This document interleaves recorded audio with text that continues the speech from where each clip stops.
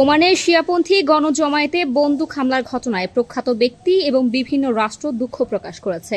এই আক্রমণকে ন্যাক্কারজনক আখ্যা দিয়ে ওমানের গ্র্যান্ড মুফতি শেখ আহমেদ বিন হামাদ আল খালিলি বলেন, এই ধরনের আগ্রাসন কেবল ঘৃণায় বয়ে আনে। আর সংকট মোকাবেলায় ওমানের নিরাপত্তা বাহিনীর ভূয়সী প্রশংসা করেছে সৌদির পররাষ্ট্র মন্ত্রণালয় বলছে, একটি জটিল পরিস্থিতিকে ওমানের নিরাপত্তা বাহিনী বেশ দক্ষতার সাথে মোকাবেলা করেছে। যে দ্রুততার সাথে ওমানের পুলিশ এবং অন্যান্য বাহিনী পরিস্থিতি নিয়ন্ত্রণে এনেছে তা সত্যি প্রশংসনীয়। যে কোনো প্রয়োজনে ওমানের পাশে থাকার ব্যাপারেও আশ্বস্ত করে দেশটি। হামলার ঘটনায় দুঃখ প্রকাশ করেছেন পাকিস্তানের প্রধানমন্ত্রী শাহবাজ শরীফ ও দেশটির সিনেটের চেয়ারম্যান ইউসুফ রাজা গিলানি। ওমান পুলিশের তরফ থেকেও নিহতদের পরিবারের প্রতি সমবেদনা জানানো হয়েছে। হামলার পর থেকে এখনও পরিস্থিতি থমথমে রয়েছে। আতঙ্কিত হয়ে আছেন প্রবাসী ও নাগরিকেরা।